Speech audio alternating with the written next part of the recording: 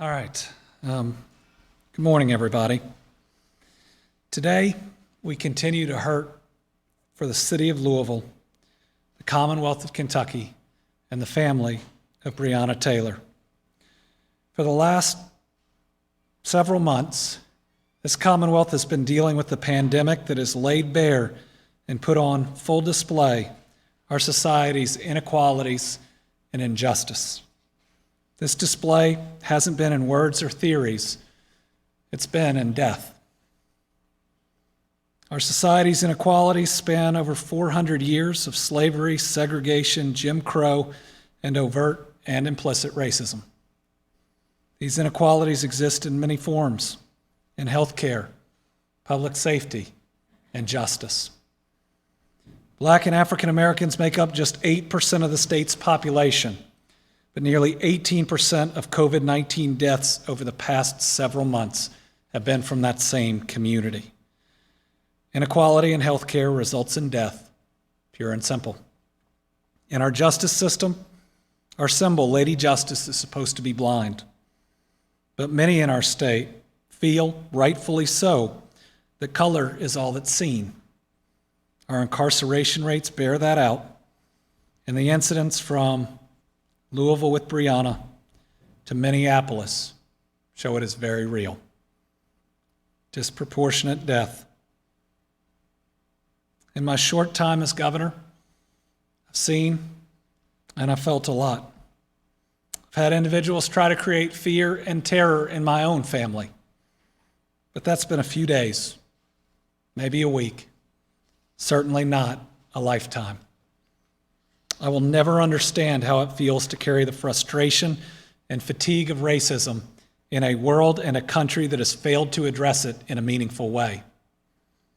So in many ways, I cannot feel that pain, but I can listen to others describe it. I can learn from that experience, and I can do as governor whatever I can to help. Today, we have the mother of Breonna Taylor, Tamika Palmer, here. Tamika is to give voice to her daughter, to that request, to that demand for justice. But I also know a request that her daughter's legacy is not marred by violence. She's here today with Lenita Baker, and I want to make sure that we all not just listen, but we hear Tamika as she gives voice to her daughter.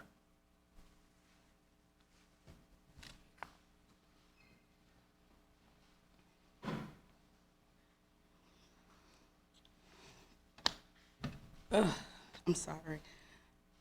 Again, I am Tamika Palmer. I'm Breonna's mother. It's sad that we all have to be here for this, but I don't think that I'm asking for too much. Just justice for her. Just that people know the truth, what happened, that she didn't deserve this, that people are fired for doing this to her. To know Breonna, she was full of life. She loved life, she respected life. This is so much bigger than her, but we can't get justice with violence. It doesn't make sense. It doesn't help. It doesn't help her, it doesn't help us, it doesn't help the world we live in. We can't fight violence with violence. I just demand justice for Breonna.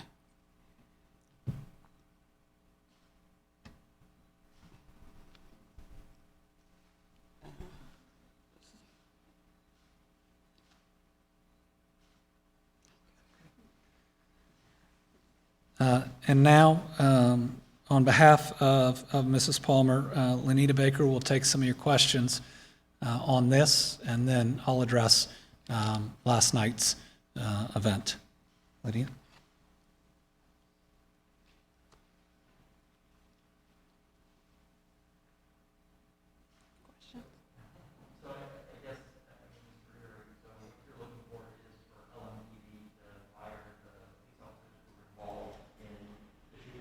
Is that what the Yes, that is the request, that the police officers involved in the murder of Breonna Taylor are fired and ultimately charged. We understand that there's different offices that handle that, but we would ask that Mayor Fisher terminate these officers. There's no reason that they are still on LMPD payroll as we sit here today.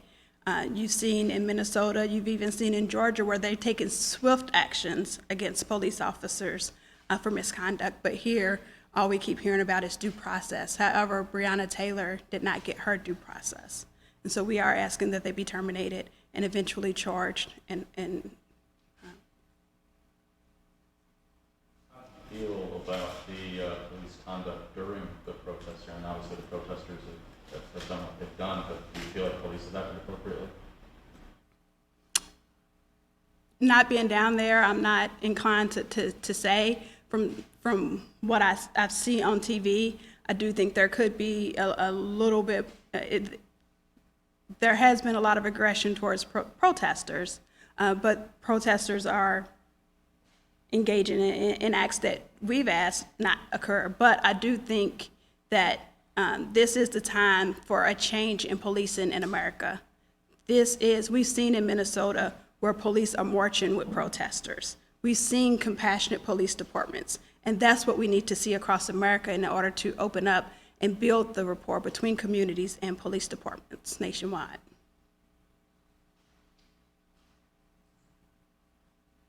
We're seeing so many protests around across the country against the kind of killings that unfortunately Breonna suffered from. What's it been like to see sort of the response across the country, and do you feel that it sounds like you feel like here in Louisville the authorities haven't done enough to provide justice?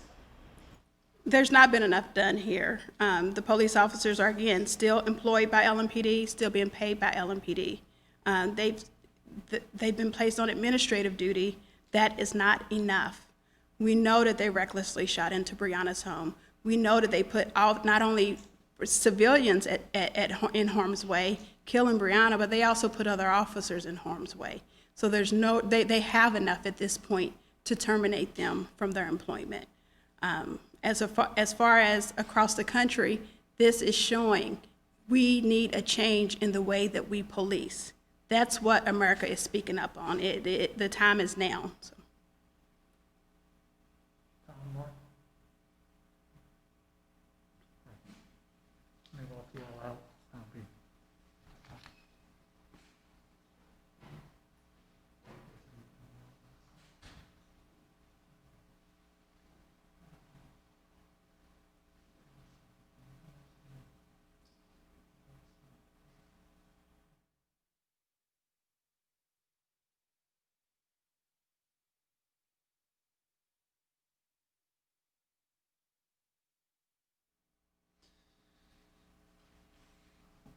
I thought with everything going on, with so many people in pain, and with admittedly my inability to feel the depths of that pain, that bringing Mrs. Palmer with the ability to tell her truth on this stage to the entire state, not just one area of it, would hopefully not just help in the justice that she is seeking. It would help people feel that their voice and their message is being heard, including right here in the highest levels in Frankfurt. And I believe that what you heard today was that, yes, she wants justice. And yes, the family wants people to continue to push for justice for Breonna, but she does not want violence as things move forward. And I believe that by now, everybody is listening. That there is an opportunity during daylight hours and in peaceful gatherings to be heard.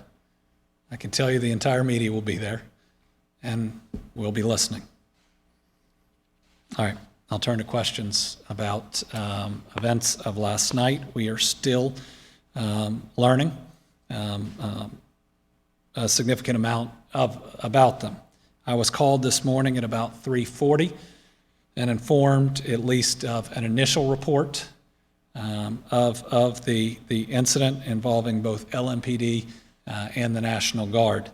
I've been in the office since 4:15 this morning, reaching out to different groups involved and calling for the Kentucky State Police to be involved with either an independent investigation or direct oversight of this investigation. The group that is on the ground from the Kentucky State Police is the group that investigates shootings in other police units across the state. They are the independent group that does this, and they are the only independent group that I have to directly call on to investigate.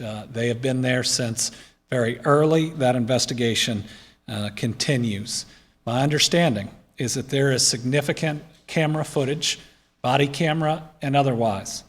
And I have called the mayor of Louisville, and I have, through our law enforcement groups, contacted LMPD and asked them to release it as soon as possible. I know there's a little bit that they have to go through. I know that the officers would have been on duty for 10+ hours, but I believe that the people of Kentucky deserve to see it for themselves. And I believe in seeing it can decide whether this was justified or whether it is cause for more concern. While I have been given basic facts, I want the people of Kentucky to be able to decide for themselves, to not have to rely on anybody else, especially at this time, and with the feelings that I know are out there. So my request is, let's put it out. Let's let people see it, because I believe that if the truth shows that there was an act of aggression, of firing upon LMPD and the National Guard, and shows the response, if folks believe that that's justified, that they will be able to accept the truth, but they've got to be able to see the truth. That's the very least that people deserve. Want to start? Well, I was just wondering if you happen to see some of the protests from Lexington over the weekend, where the looting and the violence was kept out of the picture. Have spoken to Mayor Gordon about that issue, or can you just comment on some of the images you saw, including the The protests in Lexington have been different and very different in tone and in tenor. There has been more of a coming together, certainly, in Lexington, and it's been uplifting to see. You've seen people still be able to express real frustration, but to do so in a peaceful manner and with a response that I think is in line with that.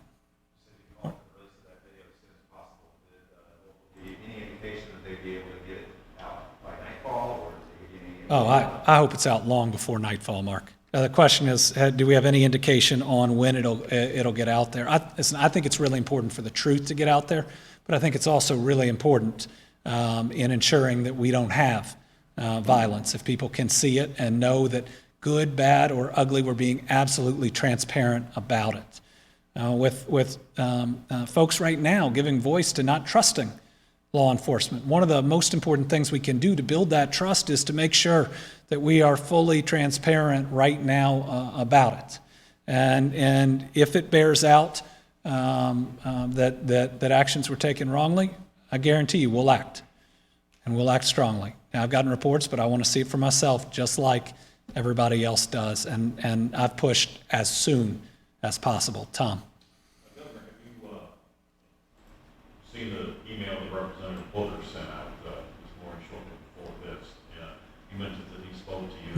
This incident happened like about a mile from his house. Yeah. What was your conversation with him like, and what were you able to offer? Well, I spoke to Representative Booker this morning. First talked about his incident with tear gas, wanting to make sure that he is heard with what he saw. And I think he ought to be able to raise issues related to that. And that, I believe that that everybody involved ought to listen to that piece. If tear gas was transpired before curfew. We ought to fully understand the facts by it. And if it was done in a way that it shouldn't have been, we should learn from it, right? We should get better. And I think one of the sources of frustration, though again, I'm not sure I can give voice to it, is we have seen incidents like we've seen in Minnesota in the past, yet they keep happening. And so, I want to make sure that with regards to concerns in daylight hours with peaceful protests, if people haven't been treated right, we need to know. We need to be clear about it, and we need to learn from it. Morgan? Obviously, there's a lot of understandable skepticism about law enforcement, but police themselves. Can you talk a little bit more about this investigative team you put together? Who's on it, or what, how you're going to ensure that the results of their investigation can be trusted? So the question is, with skepticism out there about law enforcement, how they investigate themselves, this is the Kentucky State Police looking at a situation that occurred with both LMPD and the National Guard. My understanding is that KSP was not in any way involved in those issues. This is the team that does this, though. They do it statewide. They do it in different jurisdictions. This is the group that you'd call upon. And this is a group that I think will do it faster, and we'll get to the truth. But what I can tell people is I'm going to make sure that we get to the truth. And I hope people have seen that throughout, whether it's dealing with COVID or the rest, I'm willing to admit when the wrong things happen, and I'm willing to try to live up to it and to make change. We don't know that occurred here, and that's why I want people to see it for themselves, and they shouldn't have to just believe me. That's why I want to get that body camera footage out. I think everybody else does too. Admittedly, I'm adding a whole lot of pressure to it right now, but that's the right thing to do. Stefan, are you okay? I know you. Can you address any concerns about outside actors coming in? That's something you've seen in other cities. Yeah, the question is about the concern about outside agitators. Our protests have primarily been peaceful. And listen, you can be peaceful, but be aggressive in making your point. There are very different things between aggressively making your point, which is peaceful, and violence. But what we've seen, and we've even seen some footage, is some professional vandals. These are not the protesters. You see them in the full black tactical gear walking down a street, just smashing a hammer in every window, not trying to make any point, not even trying to take anything, but trying to create or incite violence, trying to turn, I believe, everybody against each other. I truly believe that there are people out there, and we've had some of that intelligence that want to create violence where everybody's hurt. And that's the reason that I called in the National Guard. Is my concern was we were reaching a point where things were boiling to a point where peaceful folks demonstrating, but pushed in the wrong direction by those that want to cause violence, could cause real harm, because those that want to cause violence disappear right before it happens, and it's other people that pay for it. And I don't want anybody hurt in all of this, and that's why we got to look really carefully at what happened last night, because someone was hurt. There was obviously a shooting, and we have a death, and we got to know all the facts about it, and people deserve to see it for themselves. Daniel. Do we know if the shots were fired by LMPD or the National Guard and who the officers were involved, and has any action been taken on those officers who fired? So we believe that there were shots fired last night by both LMPD and a couple members of the National Guard. I believe two. Both of those individuals have been pulled off of that direct duty while we are determining what happened. So again, we want to make sure that we get all the facts. And this is a guard I called up. I want to make sure we determine exactly what and how, and then again, don't just tell people what we believe is a version of the facts, but to let them see it themselves. Joe.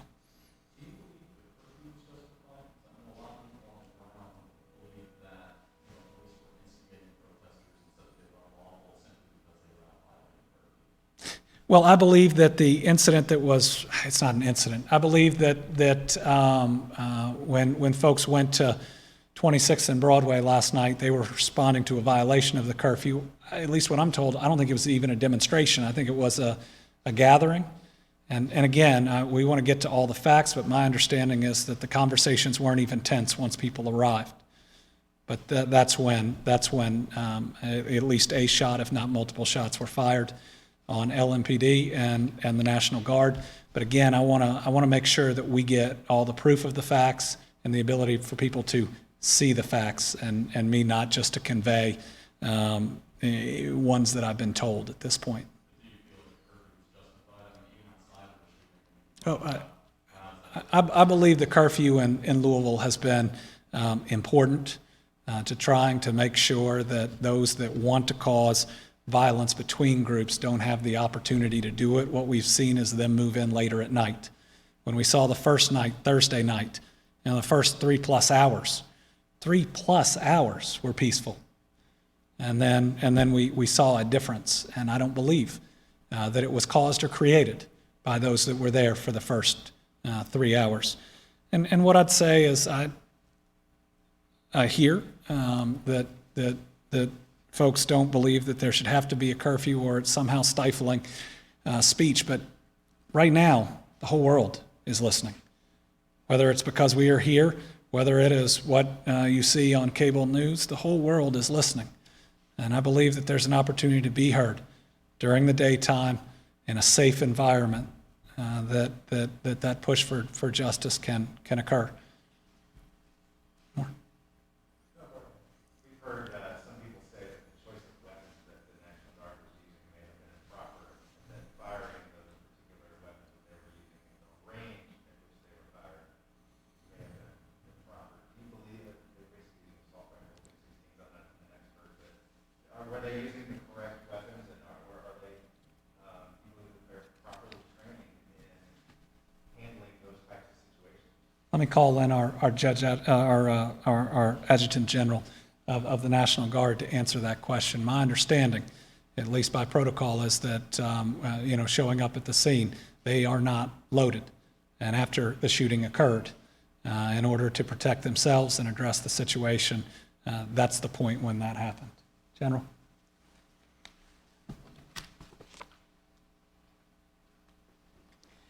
Thank you, Governor. As I believe I heard your question in reference to the appropriateness of the weapons that we had last night, that quite simply what we were carrying were small arms, both sidearms and a short rifle.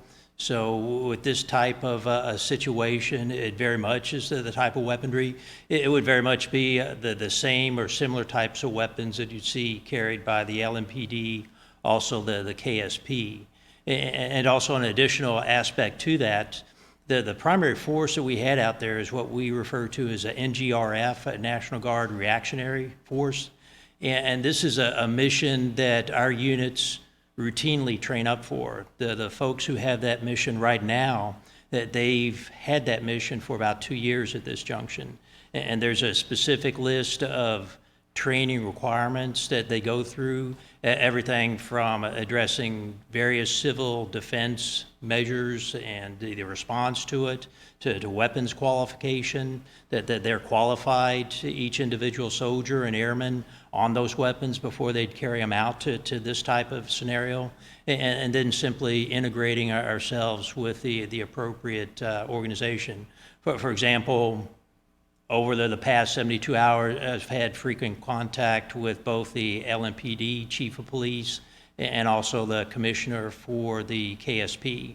And in speaking with them, I've elaborated more than once that their respective organizations have the lead to this. We're simply a resource to them, a resource of equipment that they don't have in some cases, also quite simply a resource of additional manpower.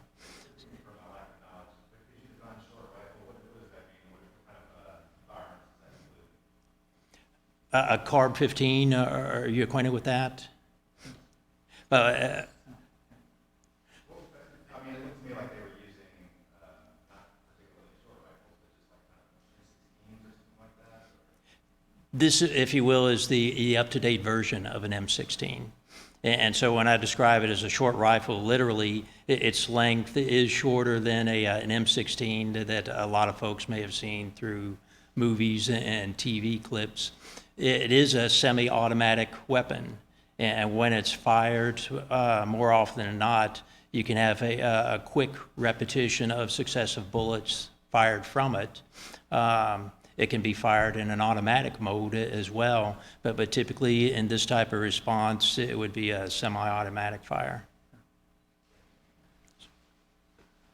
Well, and sure, and again, we're pushing for the video to be out so everyone can and should see. Our understanding is that the return of fire was very targeted, was not sprayed over any particular area, was directed at least who is reported, and at least in the direction that was reported that shots were fired. But listen, I'm not asking people to trust our account, and I want to see everything myself. That's why I want this video out.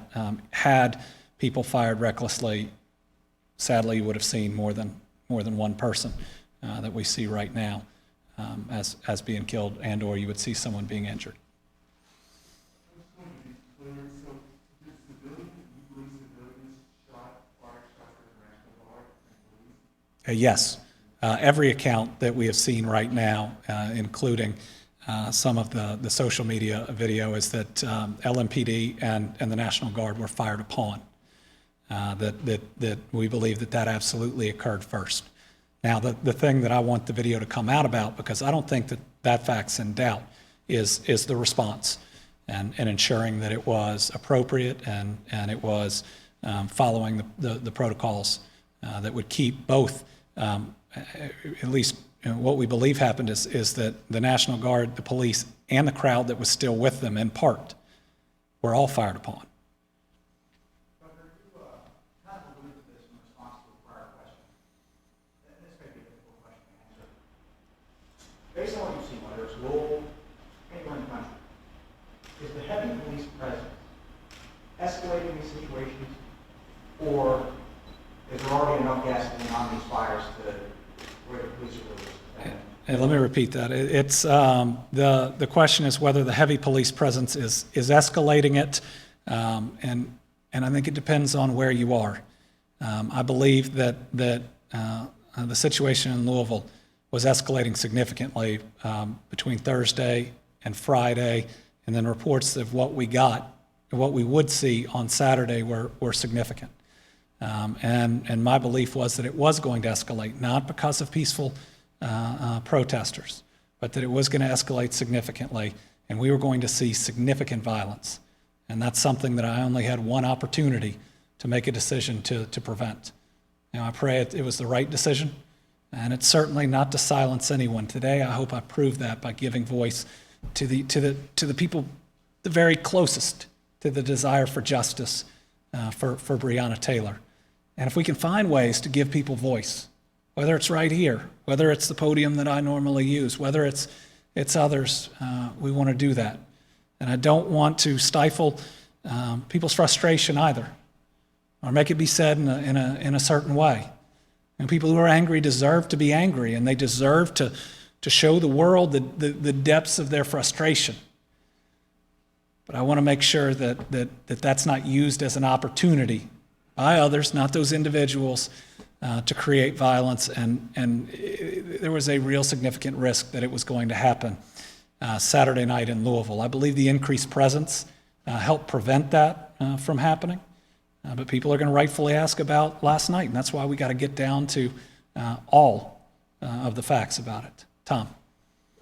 Governor, you as general, either one of you answer this. Given what happened this morning, is there going to be more, less, or the same guard presence in Louisville tonight? Well, right now our plan, and again, we haven't seen this video, and we'll want to analyze it, is we will have a similar presence tonight to ensure that we keep order. And again, the goal here is to try to keep everyone safe, and that's why we have to look very carefully at what happened last night to ensure that is, in fact, what is happening.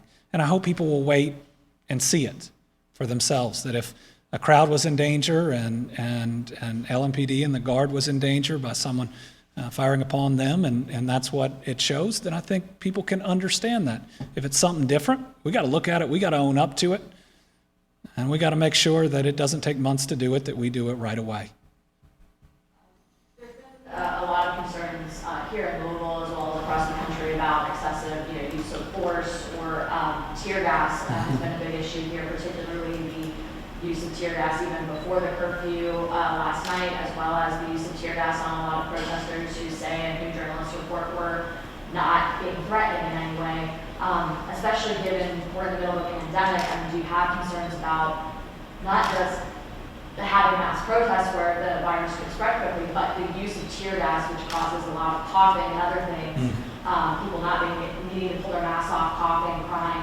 I mean, do you have concerns about the liberal use of tear gas, particularly before curfew, and how that might affect, spreading the virus and things like that, and just the use of it in general? Well, I do worry about protests in the middle of this virus, and I think it shows you the depths of people's frustration, because you see the peaceful protesters who come out, demonstrators in this, and when I say peaceful, that doesn't mean that they are not giving strong voice, even to anger.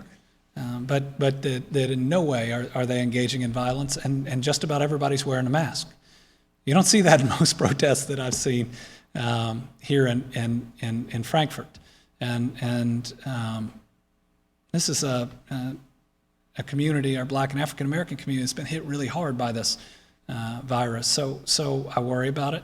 I hadn't thought about it in terms of the tear gas, but I think that we ought to be willing to ask ourselves if it's used before a curfew, or if we hear firsthand stories where we believe it's not being used appropriately, we ought to be listening, right?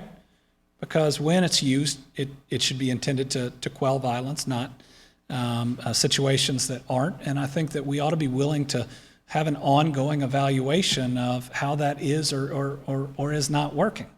And if there's been a situation where it was done wrongly, it may have been done because people misread the situation, it's okay to talk about it, right? In the course of everything else that's going around, while people might not forgive that, I think that they would at least appreciate hearing that people may have been doing the best they could, but might make a different decision looking back. And that's why I wanted to talk to Representative Booker and others that have been in harm's way about whether they think it was appropriate. We ought to be learning every day. That ought to be part of our culture and law enforcement and everywhere else. That doesn't mean that people didn't try to make the best decision they could in the moment they were in, but shouldn't we always be trying to make better decisions, especially in situations like this? Yeah, Daniel. First, do you believe that the LMPD officers that were involved in Breonna Taylor's death should be fired, like the family is asking? And the second one is, you hold the highest elected office in Kentucky. You were the former chief law enforcement officer. You talked a lot about listening. What changes are you going to enact? Because there seems to be a real demand for change. Yeah. Two different questions. And the first was, do I believe that the officers involved ought to be fired? I called for, and I think I was one of the first that called for an independent review of the whole situation by multiple law enforcement agencies, including the Commonwealth Attorney, the Attorney General, and the FBI and the U.S. attorneys. And I think they all ought to look at it. It gives multiple different eyes on it. And at least in one officer's conduct and shooting through a window, I think that there are some major concerns there. But I believe one of the biggest issues is that the family feels like they haven't gotten all the information, right? That they haven't been communicated with, that things took too long.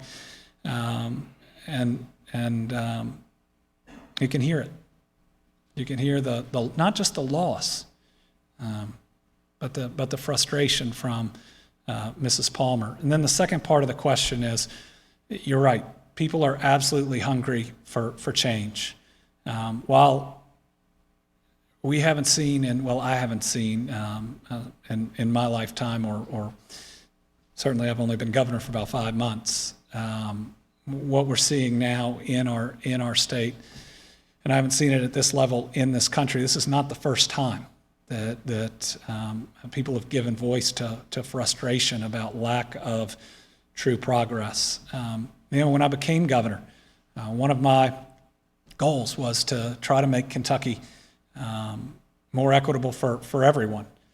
We tried to build, and we continue to build, a cabinet that looks like the state that it governs, and trying to make sure that boards, commissions, and everything else, that we end inequality that we have seen on those and for those opportunities. We restored voting rights to a whole lot of Kentuckians. Disproportionately, they were African American, and that's because of inequality in our justice system. We rescinded that Medicaid waiver, which would have kicked a lot of people off their health care, a whole lot of them, African Americans living in Louisville. And those are just steps. There needs to be a lot more. We're seeing in COVID-19 that inequity in health care kills people. It kills people. And it doesn't just kill people in a worldwide pandemic, which we are seeing. It kills people every day. The reason that we're seeing disproportionality in our deaths in COVID-19 is that the healthcare system hasn't been there for so many individuals in our Black and African American community. So you see more diabetes and you see more heart disease. And now people are dying because of it at a rate that is not acceptable in any way. And so I think it's time that we get our leaders, our African American leaders of these communities. There are leaders in this very area in the African American community, and let's get them in the same room with not just the governor, but those that pay in our system, the insurers, Medicaid.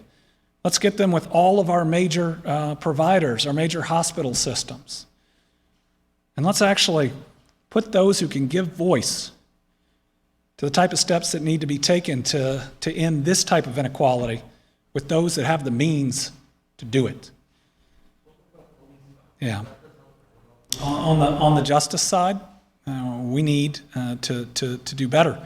It needs to go everything from the very training on implicit bias. It's something that we're absolutely going to do in our Department of Criminal Justice training. Now, that doesn't train LMPD. It trains just about every other group other than the Kentucky State Police.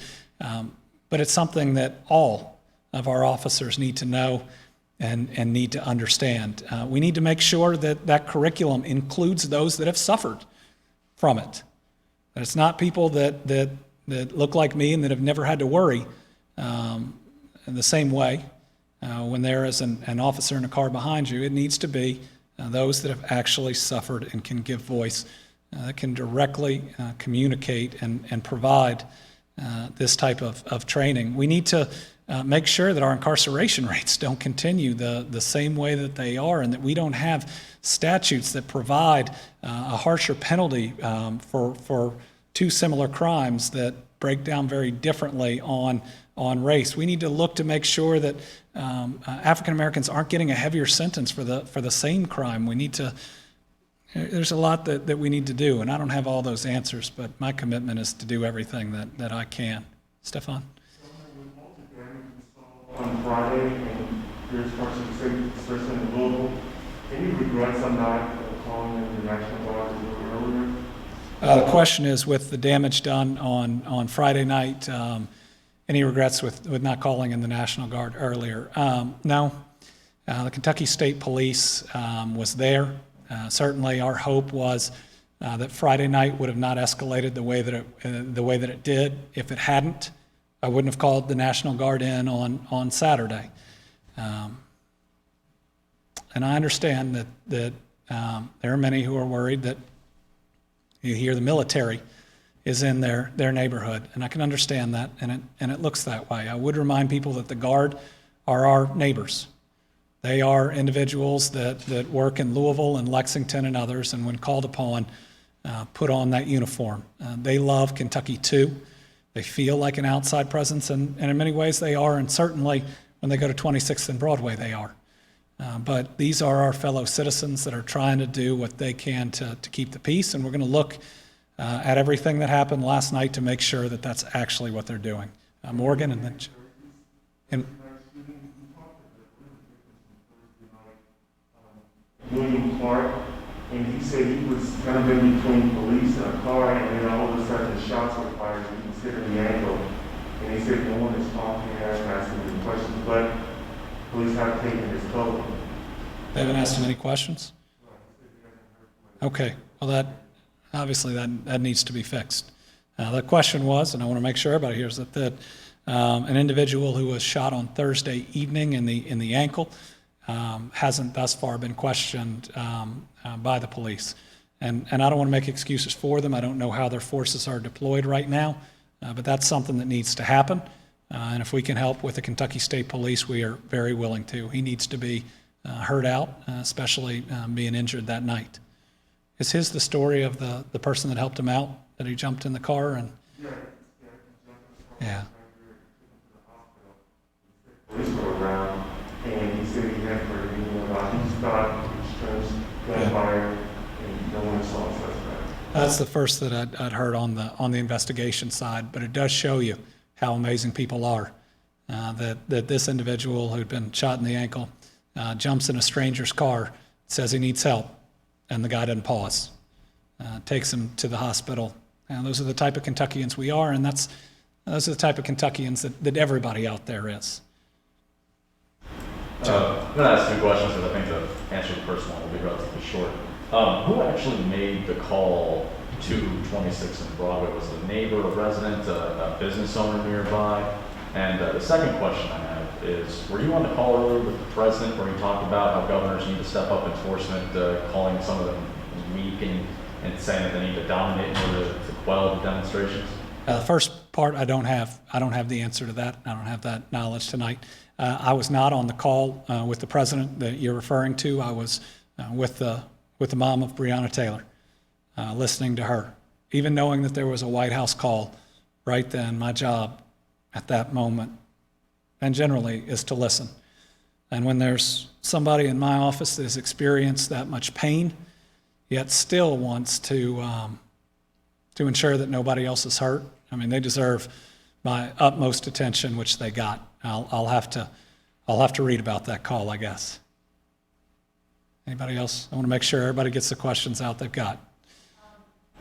I guess, first of all, do you know of or expect there to be a continuation of the curfew that expired this morning, and do you support the continuation of the curfew? And connected, or I guess I'll start with that and I can follow up. The question is, do I believe that there will be a curfew again tonight? I don't know, but I expect so. That's a decision that those on the ground in Louisville make. One of the most effective ways, again, if people are willing, that they can be heard, given that the world's listening, the media is there, is they could do it during the daylight hours. And those that are willing to go home before can ensure that, I mean, the bad actors, they can't hide when people aren't out. And what I believe agitators that want violence everywhere do is they wait until there's a bigger crowd of peaceful protesters, especially out later. And it's never those agitators that end up paying for it. They're never there when the violence they want to occur actually occurs. We want to see, we want people to be heard. Listen, we want change. I hope people believe that I want it too, that while I can't feel the depths of that despair and frustration, I want a better world for my kids and for everybody else's. And my hope is people feel like they can do that, in the bounds of that curfew. Given, obviously, we may not have answers, at least for a couple days, right, about what happened with last night or this morning's early shooting. I hope that we have answers and details today as soon as possible about what happened last night. I don't want people to have to wait several days. That doesn't mean a full investigation will be completed, but I think it's very important to communicate with the public, especially with the tensions right now. Again, good, bad, or ugly. I think people deserve to know, and I trust people of Louisville and the people of Kentucky that if we're honest with them about it, that they will be able to process it in the right way if it was justified, understanding even if it's sad or a product of what we're seeing, and if it's not, knowing that this transparency is what people, I hope, are calling for, because it can mean immediate action behind it. Continuing with sort of the kind of status quo, same response, similar National Guard presence, possibly another curfew. Do you think that that's potentially creates the possibility of another, further tensions escalating, further incidents like what happened last night, especially since it sounds like the police wouldn't have been where they were if it weren't for the curfew?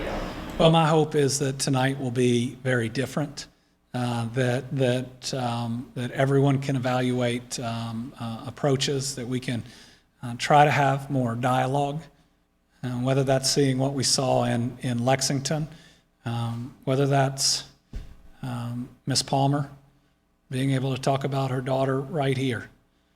And I know it's maybe a small gesture, but I hope that someone in this pain, whose daughter the people are calling for justice for, being able to stand not just in this Capitol with the governor, but in the Supreme Court as well, sends the right type of message.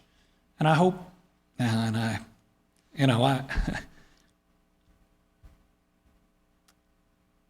doing a lot of things as governor right now, obviously, I've never done before. And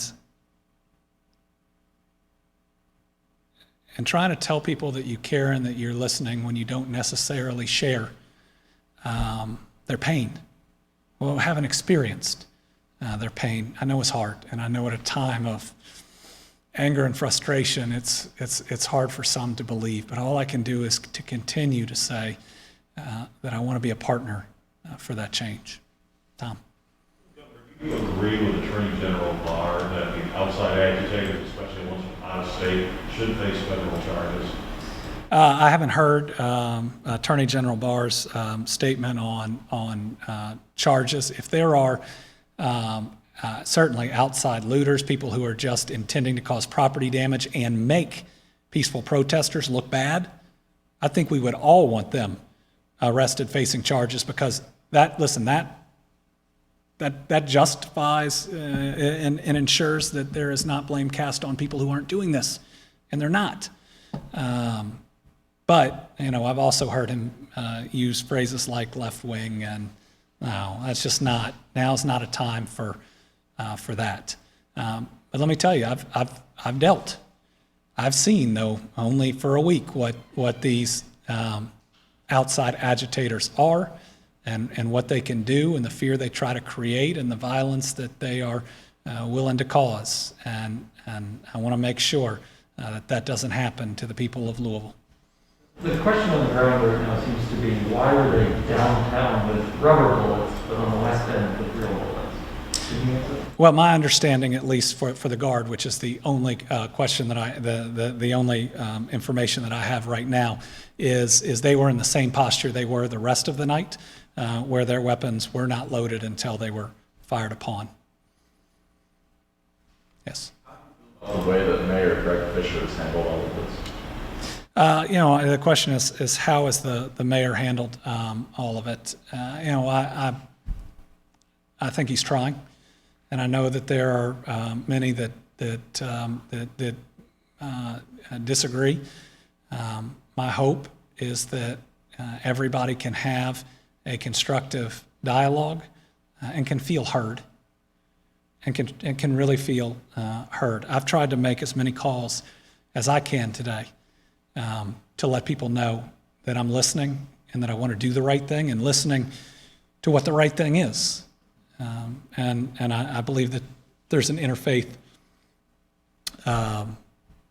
group virtually right now that's going on that I imagine many of those voices are being voiced, and I want to make sure that that I'm listening.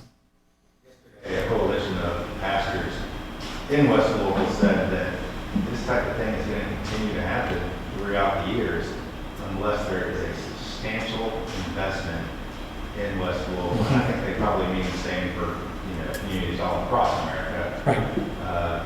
But here we are in a country in the midst of an economic disaster that everyone wanted to go around. How do you solve those problems? Another question is about a group of pastors led by Frank Smith, who I talked to This morning, actually, I've been talking with him about our response to COVID, and took our call this morning, listened to his words, told him what I know thus far, trying to keep him and others informed.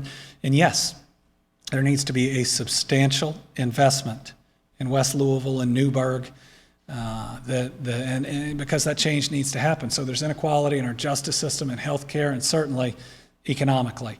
And we were right on the cusp of making some major announcements. Friday we announced the award of MCO contracts.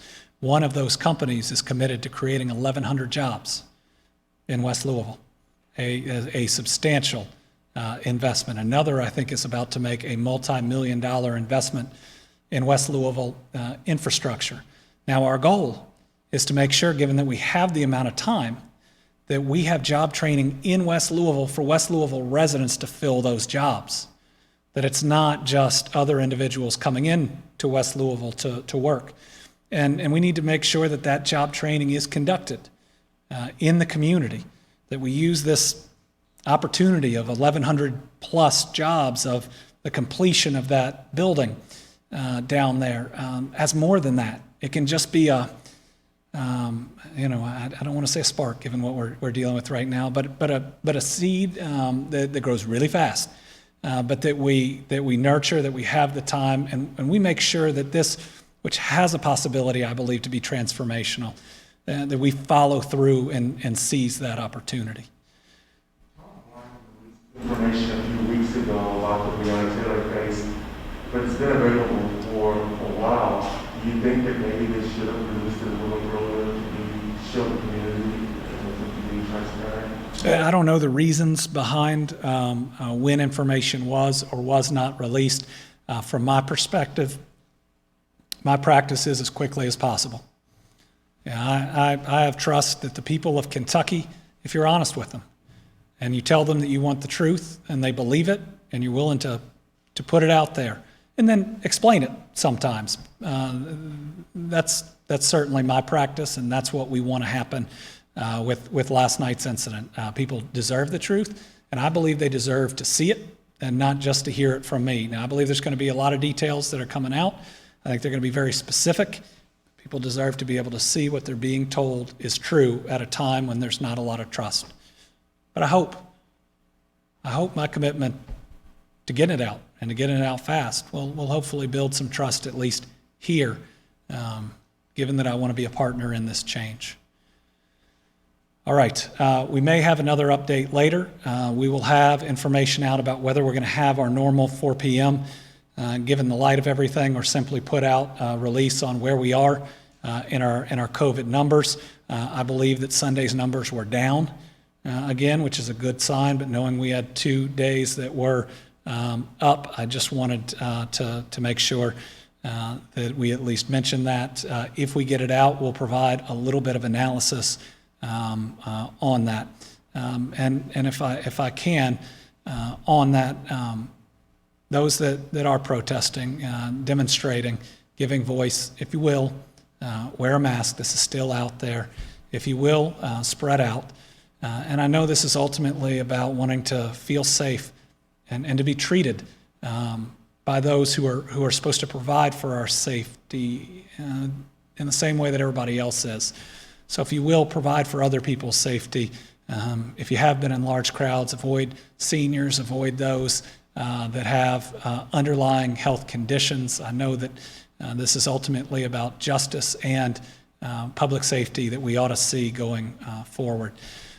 Folks, I'm going to continue to be honest, to be transparent, and to continue to communicate directly with you, the people of Kentucky. This is a situation that we want to make sure that people are heard, and at the same time that we can prevent any further violence. Mrs. Palmer today, I think, was able to speak directly from her heart, to have to show her pain, and I think that we are all listening. Thank you.